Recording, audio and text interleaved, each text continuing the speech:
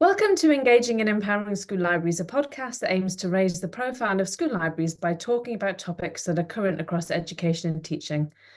Tonight, we've decided to start the year off by introducing you to the hosts of this podcast, telling you a little bit about ourselves and our journey within the school library world and why we think this podcast is important. It's probably something that we should have done right at the beginning, but we were so keen just to get started that we seem to have missed it. So there are three of us who host this podcast: myself, Elizabeth Hutchinson, Ruth Maloney, and Sabrina Cox. So I'll kick off with a brief introduction and why I think this podcast is important. So I'm Elizabeth Hutchinson, a chartered librarian and fellow of CILIP, which is the Chartered Institute of Library and Information Professionals. I have over 20 years of experience in school libraries, and I now run my own training business and membership program, which includes advocating for fossil inquiry-based learning. I've sat on several committees, including the CILIP SLG, which is the School Library Group, and the Great School Libraries Campaign, and I'm currently on the conference committee of the AIIP, which is the Association of Independent Information Professionals. I'm a mentor and assessor for CILIP's professional registration, and I was awarded the BEM for services to libraries in 2020. I'm an international speaker, blogger, and author of several published articles, as I believe in advocacy for school librarianship is important. As far as this podcast is important, I think talking openly about the role of the school librarian within education, and I believe it's essential. I think you have to have conversations out in the open and not between each other. And I think that that's what this podcast gives you. It gives us a space to challenge the narrative around school libraries and to add into the mix new and exciting voices to each conversation through our guests who we invite and prod and poke and cajole to come and join us. We've had some fascinating conversations over the last couple of years, and apart from being delighted that people join us, the stuff that I personally have learned from others has been a real benefit to me. And after having now 5,000 downloads, I had to think about that twice. I think it just proves that what we're doing has to have some traction, has to be right. So I'm delighted that we are still going and people are still listening. So that's enough from me for now. So Ruth, could you now please introduce yourself? Absolutely, yeah. So I've taken a rather long and circuitous route to where I am today. I often say to my students at school that if they don't know what they want to do, then that's fine, because I'm still not entirely convinced that I know what I want to do. Such that I did a degree, an undergraduate degree, which started out as being British Sign Language and ended up being philosophy. I then did a law conversion course to turn my degree into a law degree. I then decided I didn't want to be a barrister, so I went to teach in Italy for a year. I came back, I volunteered in public libraries, and it was there that I began to think, this is it. I like doing this sort of thing. So I then did what used to exist, and I don't think exists anymore, very sadly, which was a Sconnell graduate traineeship. They used to be offered by a huge number of libraries, university libraries, and also various other institutions. I did mine at Oxford University Libraries in the Bodleian, which was an amazing experience because you got to try a bit of everything, which was just what I needed. So after that, I thought, okay, this is it. I'm going to go and do my master's, and that is what I'm going to do. I'm going to be a librarian. I must have been 23 or something by then, maybe 22. And while doing my master's, I met the lead librarian at one of the Magic Circle law firms in London, who had come in to meet master's students at City and talk about his experience. And it seemed to me that with a background in law and an information background, that was the place I was going to go. So I went off to various law firms and loved my time there. But when the children came along, that didn't work. So I took a career break. And when I came back, when I was ready to go back to work, I suddenly thought I would never have been a school librarian when I was 20. But actually now that is where I can see myself fitting. So various other things in the middle, but I have been at the school I am now for 6 years. When I started there, as I've said before, no doubt they didn't have a librarian, and so the job was really to redevelop the library. It's a school, it's an IB school, and there is a requirement in an IB school to have a library. And pretty much, although not explicitly a requirement to have a librarian. But there was just a need in the school to completely redevelop, to relook at the stock, to buy a new system, to do all those kind of traditional library skills. So I did all of that. But now my role has developed into a much more teaching and learning focused role. And that's where I've found these podcasts and this, the people I've met through them so useful and so interesting, because as I have changed my interest, so I can see all sorts of different fields that I, didn't really know or hadn't really thought about initially. I really feel quite strongly that I don't have quite the right qualification for being a school librarian. I would love to be what is called overseas a teacher librarian, and I've heard Daryl say the same thing, that he would like to have done the teacher librarian qualification. But this podcast has given me that opportunity to have conversations with people in a very specialist environment, which are the sorts of things I might have gained from doing a more specialized course. So yeah, long way round, but now I wouldn't do anything else. And these kinds of opportunities are part of the reason why. Sabrina. Gosh, how do I follow that? Okay, so mine would be a very quick whistle-stop tour. So I started off doing teacher training in primary education, God, nearly 20 years ago, and realised pretty early on in my NQT year that this was not what I was told teaching was going to be. I was miserable and I thought, I'm not doing this. So stepped back into doing support work and ended up working in a special educational needs school, which I really enjoyed, but it was exhausting. I ended up having my 2 boys, so I took a break from working, full stop, to bring them up. And then they got to that age in sort of the middle primary school where it's like, actually, I need to start looking about getting into work again. What can I do? Because obviously I've got this degree, but nobody wants to touch me. I don't want to go into teaching.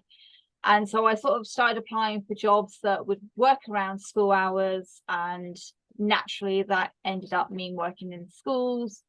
And I became a dinner lady. But I saw there was a library in our local primary school. And so I sort of said, well, can I do a few hours volunteering in there? Those few hours turned out to be most of the morning, and I really enjoyed it. I was working alongside a lone librarian who didn't really have any official qualifications. She'd sort of fallen into it, but we got on really well. We had a lot of same thoughts, and I thought, actually, perhaps this is where I want to be. Maybe this is my niche role. We ended up moving, and so I thought, okay, let's see if I can get a school librarian role. And ironically, a couple of schools were advertising pretty soon as I moved down into Aylesbury, and I thought, wow, let's just go for it. Let's see what happens. And I got one. I was really lucky. I got a secondary school role, and it was a team of was going to be 3, including myself. And I basically got the job because I had school working experience, I was passionate about reading, and I knew safeguarding within a school premises. So I got the job. I literally fell into it. It was lovely. Those first couple of years were really good fun, working around a team. There was a lot of support from my manager. It was like, there isn't any training in the school. Find something, we'll put it in the budget, which is how I stumbled across Elizabeth initially. And I thought, yeah, I really like this. Then COVID hit. We carried on. We did everything we could virtually. And then my team started to disappear. One of my colleagues took a leave for illness and decided to retire. So then we were down to 2. And then my line manager became disenfranchised with the system and finally had enough. And he put his notice in and volunteered me for being managerial. So I applied for it. I got it because obviously I knew the school. And I very quickly discovered where the flaws were within the system, and the fact that the managerial side didn't have a clue what I did and didn't understand my role at all. And after probably about a year, I got to the point where I thought, I'm not enjoying this anymore. This is not how it's supposed to be. So I started looking for something else, whether it was another library role or just something else. And it's like, I need to change. I'm not happy here. And I kind of took a sidestep career into book selling, which is where I am at the moment. But yeah, I mean, while I was in the library, I joined Elizabeth's mentorship. I became part of the podcast. It was just nice to speak with other librarians, particularly when I became on my own, to hear other voices mentioning the same things that I was dealing with, the same struggles, the same successes, to share ideas. It was nice to find a community that I'd kind of lost when my team had gone, and to realize actually we do all have the same issues and desires and passions. And it was nice to realize, oh, I wasn't alone. I wasn't going silently mad on my own, which was really nice. So I'm currently seeing what the future holds at the moment, and I'm not quite sure what's going to happen, but I'm just taking it one day at a time. But I'm going to carry on being part of the library community, because I do believe that reading and library skills is really, really important for not just our future generations, but current generations. And I'm seeing a lot of it already as part of my book selling, parents coming in wanting help with reading to their children, you know, kids coming in from school, I need a certain book, or what do you recommend, or I really like this. So I'm still doing aspects of my library role while being a bookseller, which is really interesting how much overlap there is in certain areas. But that's where I am. It's just fascinating to hear you both, because it just demonstrates the huge breadth of places that librarians can end up, you know, from your law libraries to your booksellers. There's a huge amount, and the wealth of expertise and knowledge is just almost overwhelming. But it made me laugh listening to you both talking about how you ended up in your libraries, and mine is a similar story. Is the fact that I had left school with no qualifications. I had ended up having my children, so you know, felt very happy to be at home with them. But there was that moment where, okay, I want to go back to work. What do I do now? Now, I had worked in Newcastle City Libraries when I was 16, so thought, okay, let's go back and do that. Luckily, the Gilloyle Library had a role free that was a library assistant, but really very quickly I was bored. I think when you've got 4 children, and sorry, at the time it was 3, but 3 children, and you are, you know, running life at home, and they're all having to be where they go, you know, work needs to give you something rather than just you taking it, you know. So I just there was the potential of a promotion. That was the big thing. So I was going to hang on, and that was going to be fine. And I found out I was pregnant with number 4.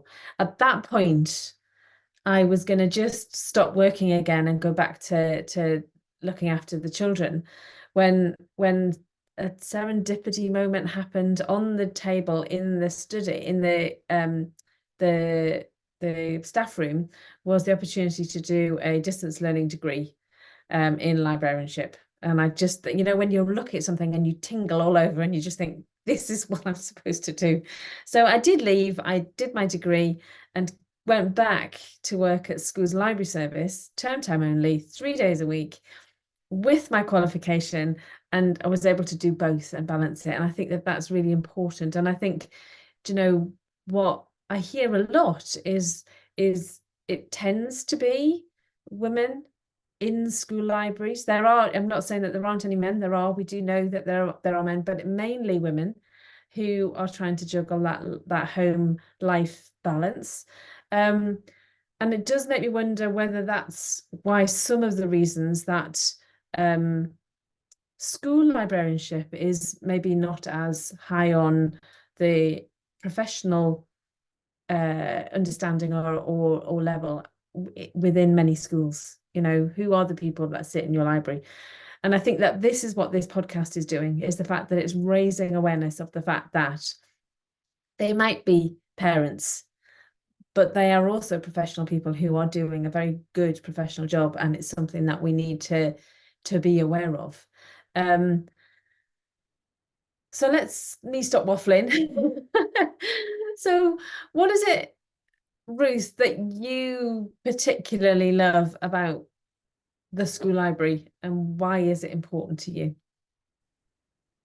I think it's definitely a variety. I know, and I'm grateful every day to be in the school I'm in.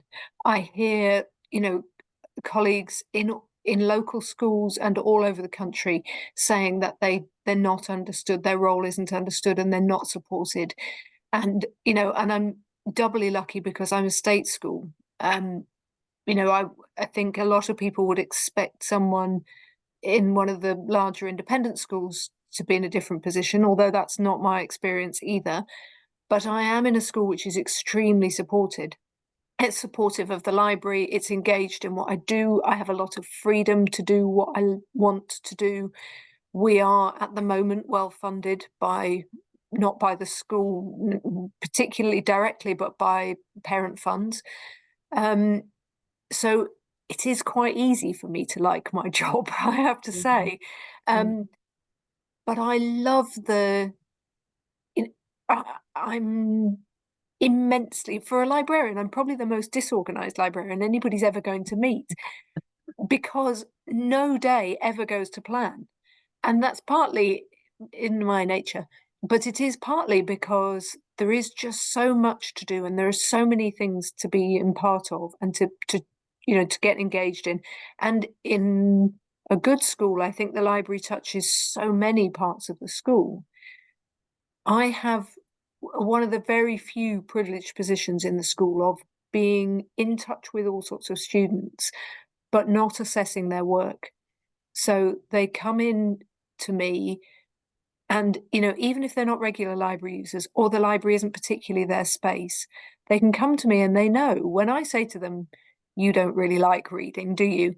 They can say no and nothing will happen. You know, and that's great. I really enjoy the people I work with, adults and children.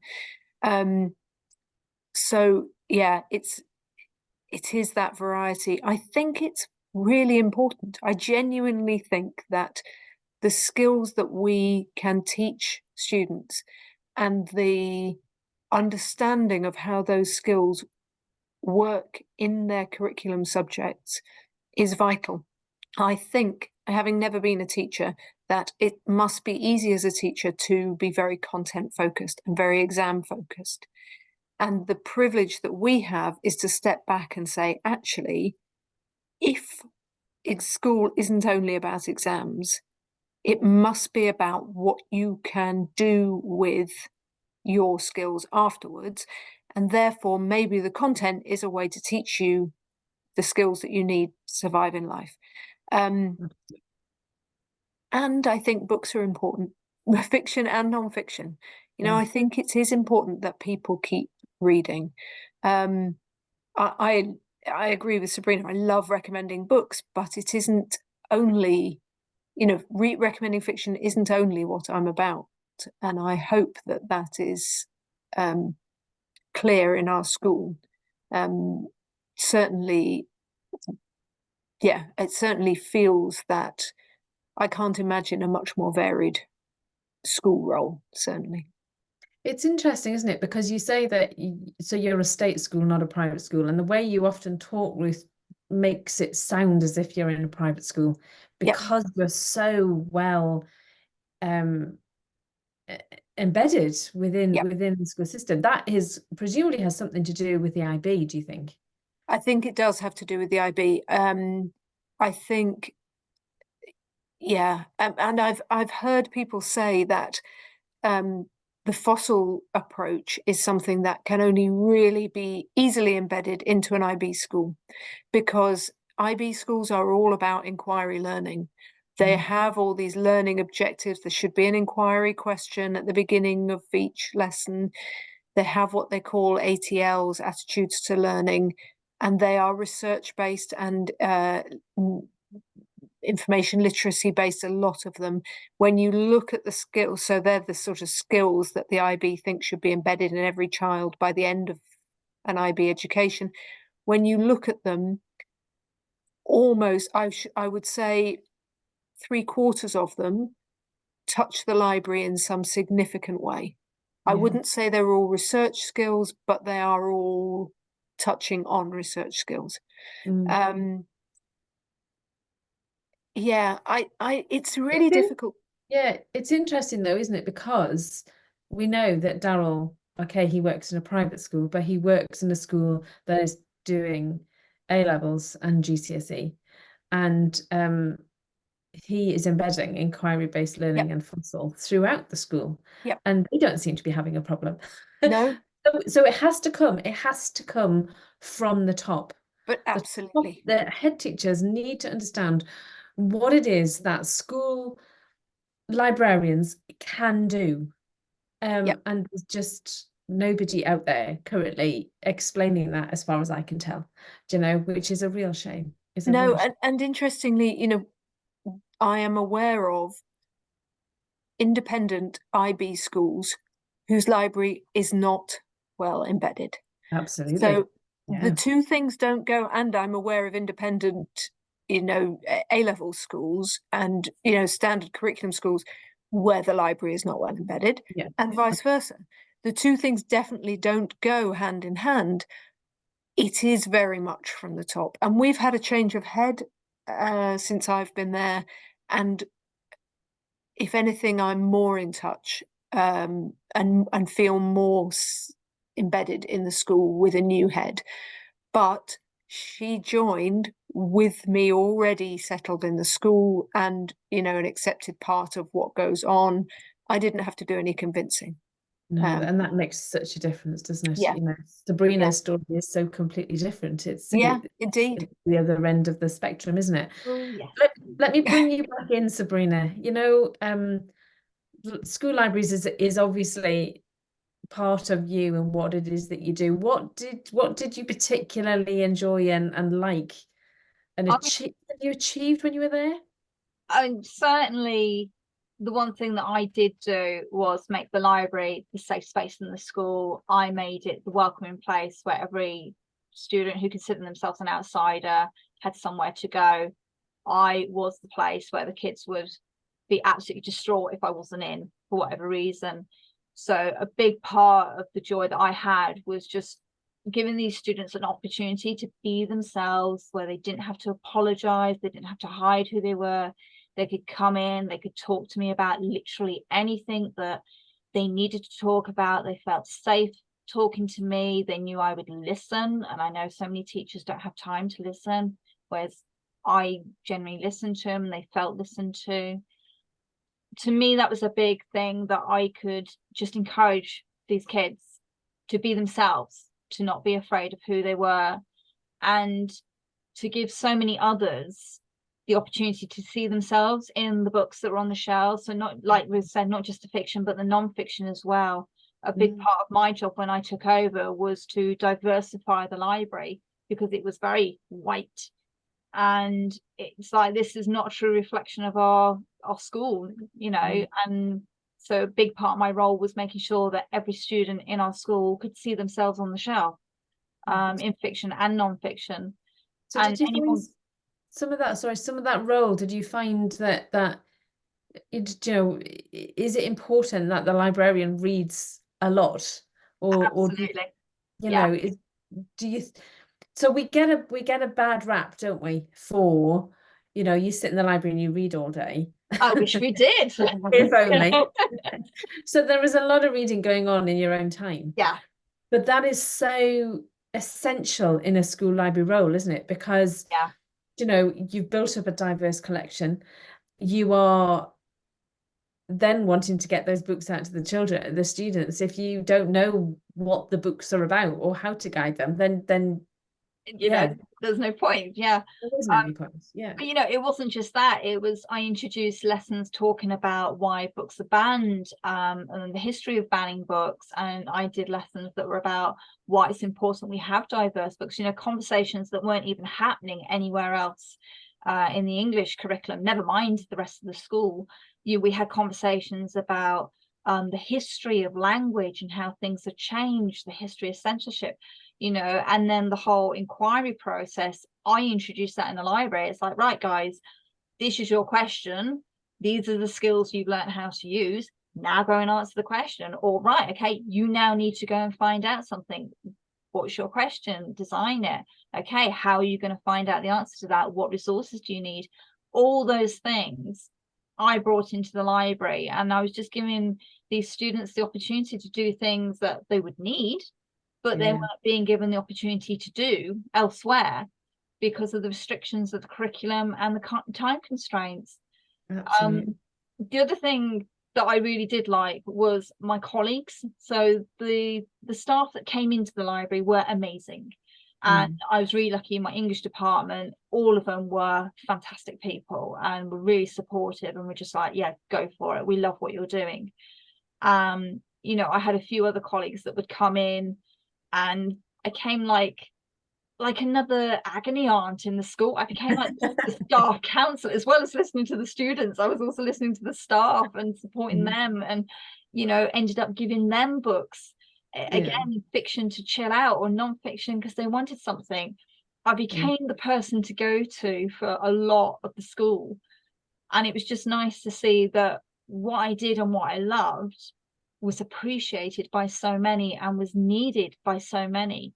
And I think that's something a lot of people forget, that the librarian can often be the person's, you know, someone's only point of contact, or the only person they feel confident and comfortable talking to. I mean, I don't know about you, but when I was a kid, I would often go to my local library and I would talk to the librarian because I couldn't talk to other people.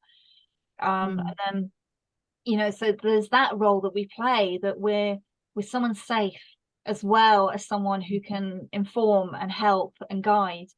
You know, that's part of what I loved. It's interesting that you said that you had a good connection with the English department. That's very common in a school, isn't it? Because the English teachers seem to get what the library's about. One of the things that I know that I did often find frustrating when I was working in a library was the fact that you would build a relationship with somebody. You know, you'd eventually get maybe the biology teacher interested in doing some kind of great, you know, integrated curriculum research lesson with them, and then they'd move on. You've lost them. I have to start again. And I was talking to somebody about this, and he said to me, you know, you have to think of it in a different way.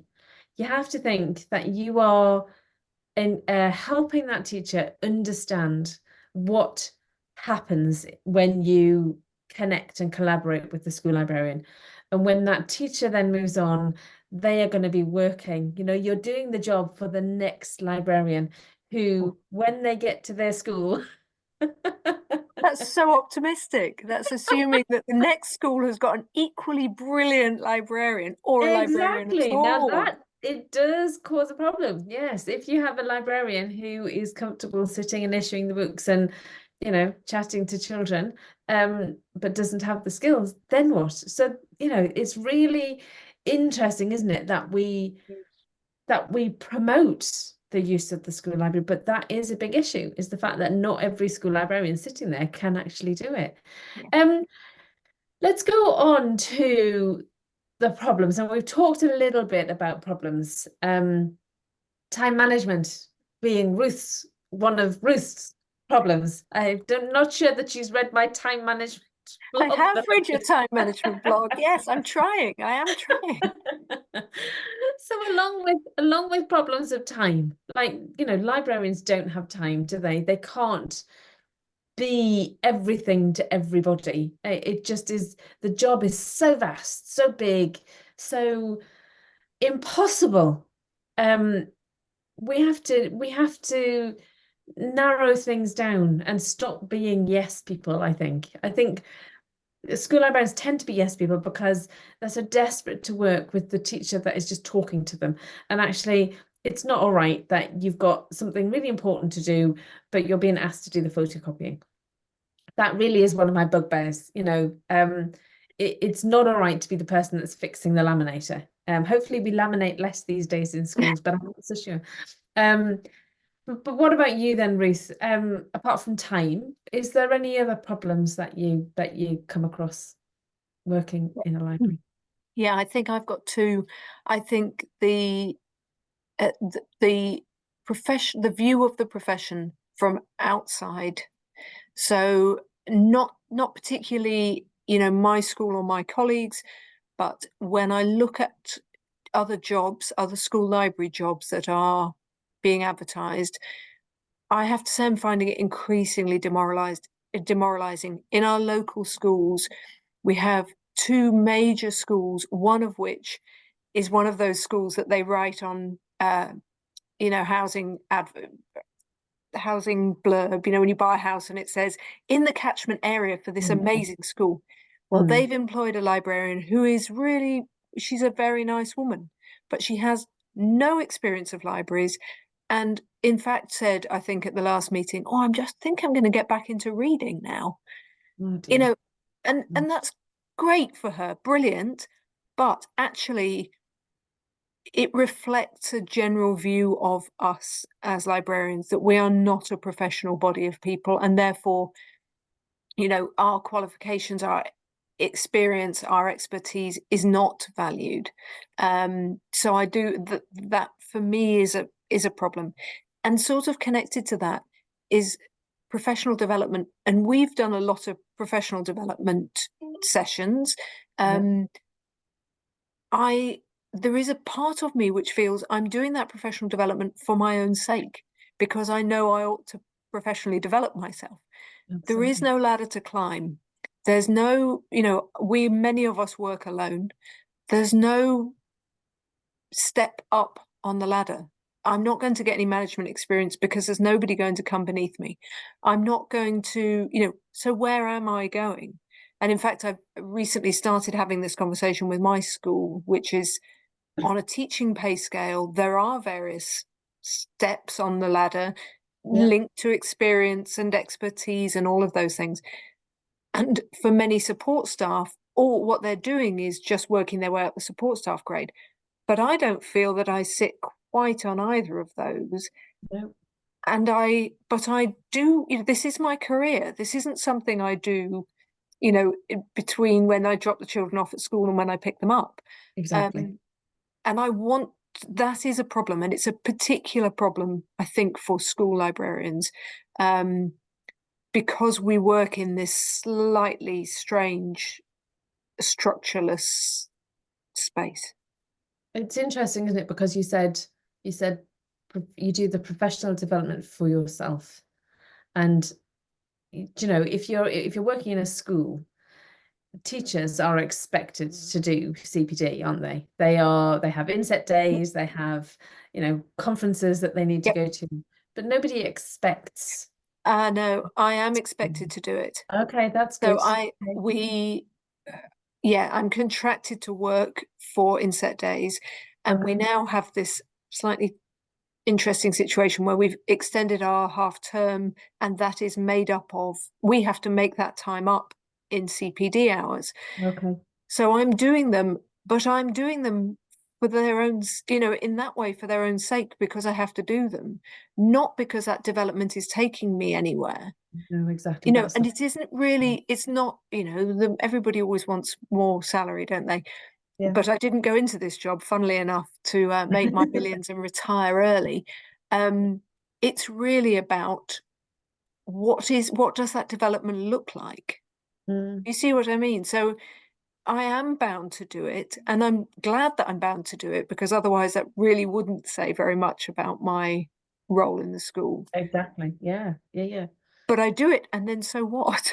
Yeah, but also there are librarians out there that school librarians out there that are not expected. Yes, absolutely. And you can understand that. You can understand that just by the fact that you said, if it wasn't expected, why would I bother? Why would I do it?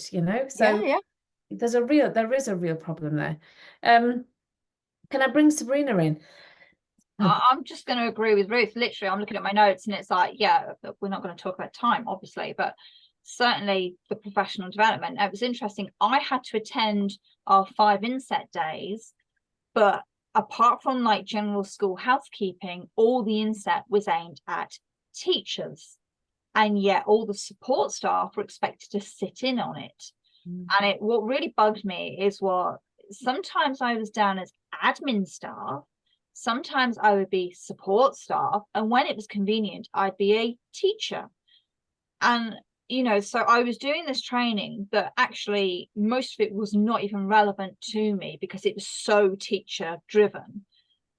And then it's like, well, I want something for my librarian side, so that's when I went out and I found something. And like I said, I joined your mentorship, I found the podcast, I came on the Twitter, I found out what other librarians were doing. But as you said, Ruth, it's for yourself because everybody else above me didn't care I had this. It wasn't seen as anything. I was doing all this, I was doing so much external training and it was all on my CPD, because we had to log it all. And it's like, look at all this stuff I'm doing, this is what I'm gaining, and nobody cared. And it's like, well, I'm doing this for me then because I care, and it means that I will do my job better for the students and I will support my colleagues better doing this. Because I think as well, it's about motivation. It's self-motivation, isn't it? Absolutely. You've got to have it.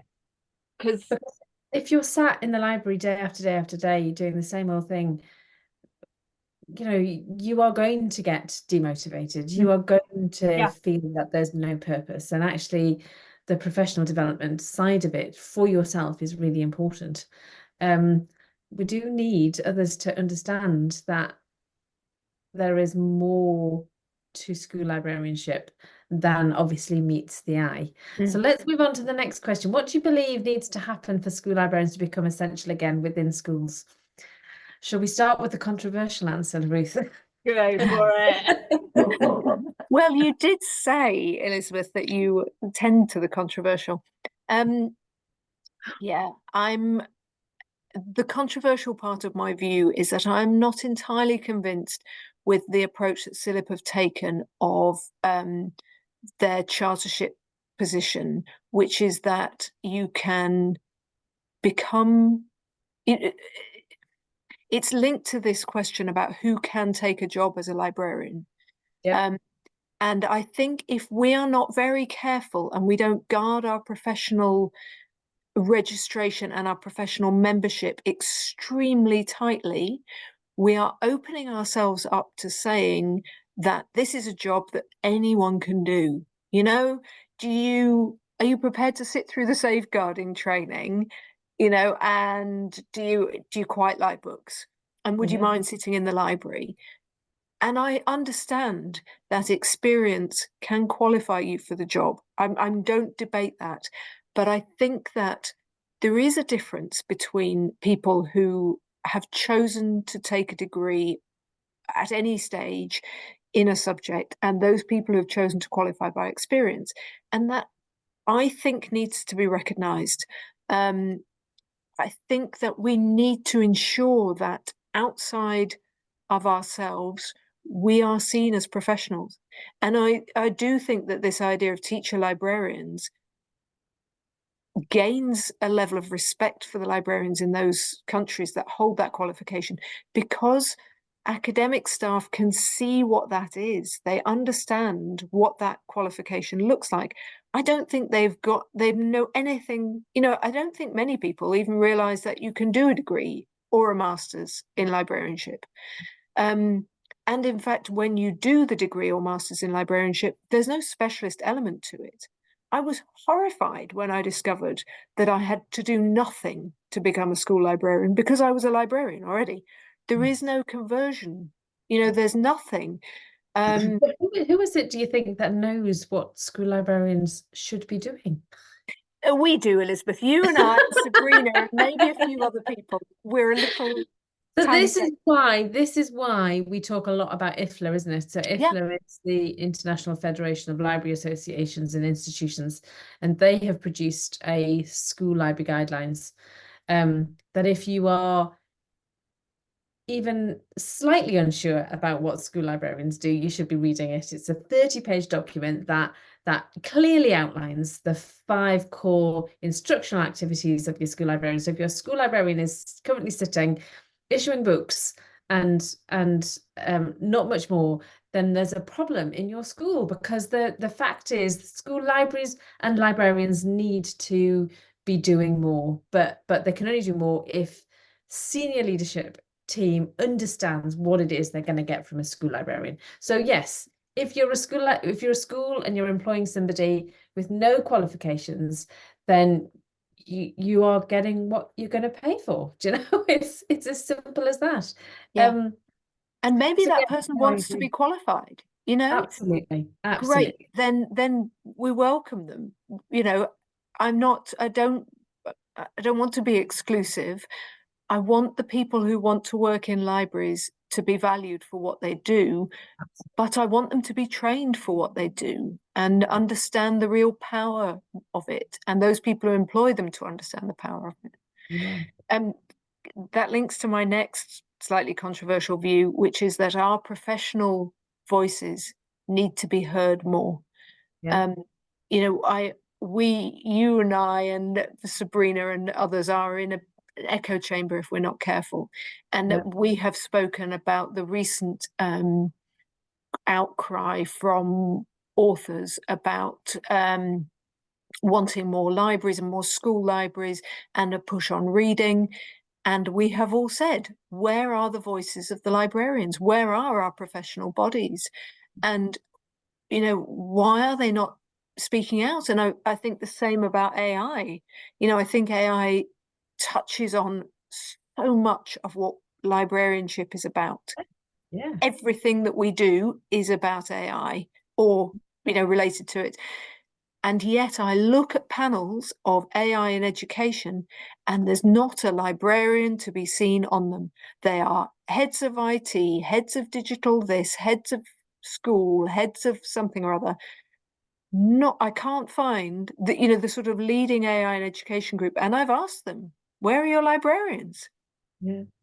And they're Yeah. silent on it. And that it's tragic because this is our opportunity. To kind of remind everybody and to remind ourselves that this is what we are about. I think. There you are. Absolutely. Controversial Absolutely. rant over. Do you want to join in there, Sabrina? It's not that controversial because I've got pretty much similar themes here. You know, we've got to be seen as an important part of education as a whole. And the fact is, like you say, you know, this whole thing about reading initiatives and reading for under sevens, and who have they asked? All the authors. I mean, as a bookseller, am I allowed to mention my store that I work for? Waterstones is part of this. We are doing reading resolutions, reading aloud for the under 5s and reading for pleasure for the 7 to 9s. And so every store is supposed to have a display of books that fit in these 2 categories. And yet I looked at all this information. It's all come through the bookseller. It's all been on our emails. There is no mention anywhere of actual school librarians. And yet I know we've been banging on about this, certainly since I joined the community. And we're not there. And it's like, how are school librarians, you know, the one thing that you are talking about, not part of this conversation or completely ignored?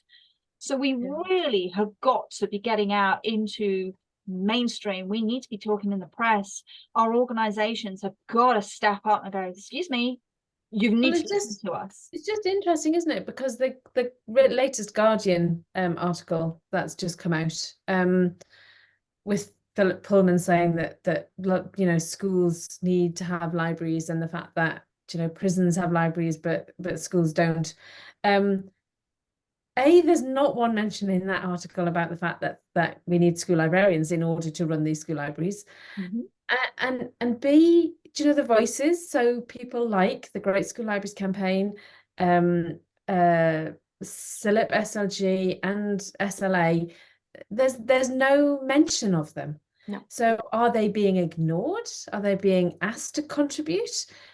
Do you know, it's just really Yeah. strange. So when an author is being asked to talk about school libraries, surely they should be pushing whoever's talking to them to the people that are the experts in school libraries. It just really saddens me that opportunities seem to be wasted and missed because it's just not being passed on, or people aren't being asked, or you know, there are groups that are specialists in school librarianship, yet they don't seem to be part of the conversations. And it's just such a natural progression. It's a bit like the literacy framework that came out. No men, you know, how many pages? 174 pages. Yeah, and not a About librarian in it. Yeah, 5 comments about libraries, and you know, let's not talk about school librarians because we might have to actually employ some. You know, it's like, Yeah. it's just ridiculous, absolutely ridiculous. So if you're listening, we hope that we sort of excited you into being part of this conversation that needs to be had. We've talked a lot about training and the fact that, you know, you need to be self-motivated. You will have gathered by some of the conversations that we've had that I do run a training membership. So I'm going to take a few minutes to introduce Engaging and Empowering School Libraries, a transformative training membership designed exclusively for innovative school librarians and teachers. If you're an educator or school with a shared passion for fostering collaboration, I extend a warm invitation for you to join me on this remarkable journey. My mission is simple yet powerful: to empower school librarians and teachers to gain clarity in what school libraries do through comprehensive training and unwavering support. By equipping them with the necessary tools and knowledge, I aim to enhance independent learning, elevate literacy levels, and nurture overall student well-being through the incredible resource that is your school library. By joining my community, you'll embark on an exciting adventure alongside like-minded individuals who are equally committed to the educational excellence. Together, we'll explore a unique learning experience that embraces innovation and encourages the growth of your students. For more information about this extraordinary opportunity, please visit the link provided in the show notes below, and don't miss out on the chance to be part of this powerful initiative. So let's just finish off very quickly with what kind of topics do you think we might be discussing on this podcast in future? I'm going to push that one towards Sabrina first. That's right, drop me in it. Thank you. AI. Absolutely. is the thing at the moment, for better or for worse. It is here. It's going to keep evolving. It's going to keep getting smarter, and we need to be on top of it, how to use it, how to be safe with it, how to use it constructively. And I think it's something that school librarians are perfectly poised to be dealing with, educating, using, training. And I think that's something we need to keep evolving with as it evolves itself. So I think that's a key thing. Yeah. I also think we need to keep pushing with the reading for entertainment and to inform. I know people just call it reading for pleasure, but I prefer the way the librarians have framed it, because it's not always pleasurable for people, whether they're children or adults. And so reading to entertain and inform is a much better way of framing it, particularly with this conversation around school libraries, particularly around falling reading standards in our country, particularly with libraries being closed, particularly with school libraries not being a mandatory thing, for so many libraries not to have a librarian. Don't get me started. So I think we need to keep talking about this and bringing in voices from outside just school librarians. We need to be talking to public libraries. We need to be talking to university libraries, and literally across the whole spectrum of all those areas that deal with reading for entertainment and information. I can't talk now. And you know, I have seen a lot of that in my book selling role, that is coming in time and time again. People do not know where to start, and we're talking new parents all the way up to grandparents. They are lost and they come to us for help. So I think that's a conversation that we should be spreading out across communities, not just within the school librarian system. Fantastic. Thank you. That's given us a few thoughts. What about you, Ruth? Yeah, I'm thinking about the AI. As I said, I really think it's central. One of the things that I'm on the AI working group in our school, and it's a fascinating group, mostly because we're not looking at what AI does and how we can use it, but we're looking at our AI policy and we're thinking about our AI policy. And there are two AIs. There's artificial intelligence and academic integrity. And the way the two AIs work together is like, that's all us. That's what we do. And I think that would be a really interesting conversation to think about. I mean, you're right, it evolves and it is evolving so fast. Which system you use and how you use it is sort of one conversation, but actually a very much broader, overarching ethical conversation about AI is definitely one I think that we need to think about. And of course, encouraging reading for information and entertainment, pleasure, whatever we're calling it. I listened to your podcast the other day about school libraries and Daryl telling us about how we should have 75% of our collection was non-fiction and we all ought to be reading all that non-fiction as well. I felt thoroughly inadequate, but I did then, it has made me think about our non-fiction because we're not at that balance and we are a very academic school. And it made me go back and listen to our podcast that we'd done about nonfiction. I think there's more conversation to be had there, definitely, to get into that and really unpick what that means for a school library. What does this idea of a 75% provision of nonfiction material, I think I would be happier with rather than nonfiction books. What does that look like? I think there's definitely something in. I think, yeah, we could go on forever, couldn't we? Exactly. Where should we stop? So what we're doing is we really hope that anybody listening to this conversation doesn't just think that we're three ranting librarians, which we just haven't really enjoyed the opportunity to do that this evening. I hope it's given you a little bit of insight into the things that we're passionate about, the things that drive us forward. We hope that if you're listening, you will continue to listen and hit the subscribe button. But also, if you've got any ideas of the kind of things that you think we should be talking about on this podcast, we are open to ideas. So please just let one of us know. Anything that we've talked about this evening, we will put in the show notes below. I'll have to go back and listen because I don't think I've written any of it down. But anyway, so don't forget to subscribe and thank you very much for listening and good night. Good night.